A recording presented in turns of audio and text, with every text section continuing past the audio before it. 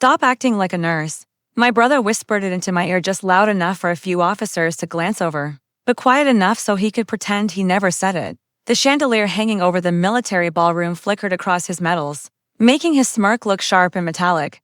That familiar heat crawled up my spine, shame, anger, restrained three old ghosts that had lived inside me for years. Still, I kept my hand steady around the champagne I couldn't even taste anymore. I didn't look at him.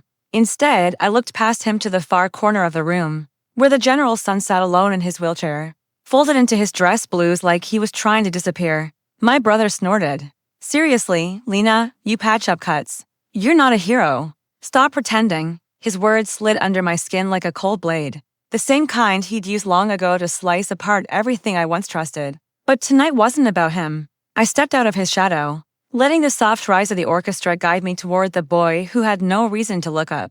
Until he did. And when he did, there was a tiny flicker in his eyes, the kind you see in soldiers who haven't felt gentleness in a long time. "May I have this dance?" I asked.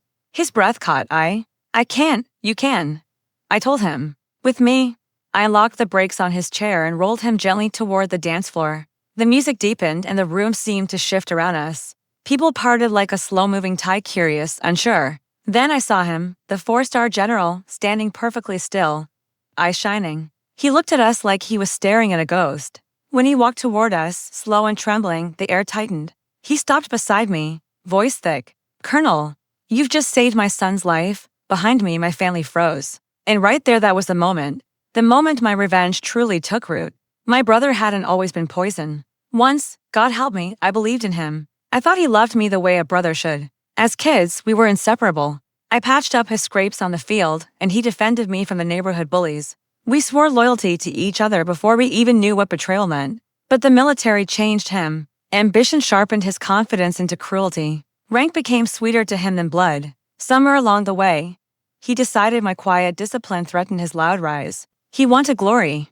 I wanted purpose. He wanted attention. I wanted impact. And to him, impact was unforgivable. The signs started small: a rumor questioning my medical calls, then a denied promotion, then a hearing. One anonymous complaint after another, each one written by someone who knew my habits, my handwriting, my weaknesses. I followed the threads. Every one of them led back to him. My brother, the man who once promised he'd always protect me, had been cutting me down from behind. I didn't break.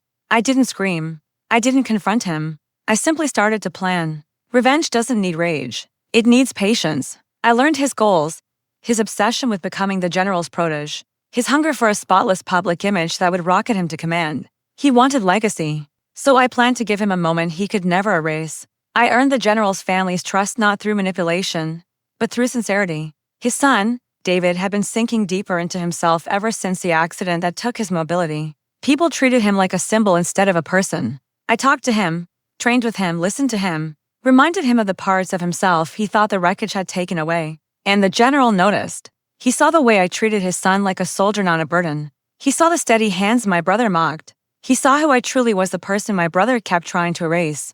The gala was the perfect moment. Not staged, but prepared for. I knew the general was scheduled to speak. I knew reporters would be watching from every corner. And I knew my brother wouldn't be able to resist tearing me down in front of his peers. I needed him to reveal himself, and he did. When the general hugged his son and whispered "thank you," the entire ballroom erupted. Cameras flashed. My family stood frozen, realizing that the woman they dismissed as just a nurse had just earned the highest ranking. Officers' public gratitude. My brother stepped forward, forcing a smile, trying to steal credit that wasn't his. The general's expression shifted, hard and cold. "Captain," he said to my brother, his voice slicing through the music, silencing even the orchestra. "I've reviewed the anonymous complaints you filed against Colonel Hart." My brother went pale. Yes, I had shown the general every piece of evidence, every message, every forged report, every lie. The general went on, "Her record is flawless. Yours is not." My brother stumbled back as the room watched his ambition collapse. For the first time, he was the one bleeding from the cuts he created. Later, when the crowd had thinned and justice settled over the ballroom like soft dust, I stood alone on the balcony, breathing in night air that felt clean for the first time in years. I didn't feel triumphant. I felt free. My brother mistook my silence for weakness. He forgot that silence can be strategy. He forgot that quiet hands can still hold power. And he forgot something I never will. Some of us don't need to shout to be heard. We just have to choose the right moment to speak.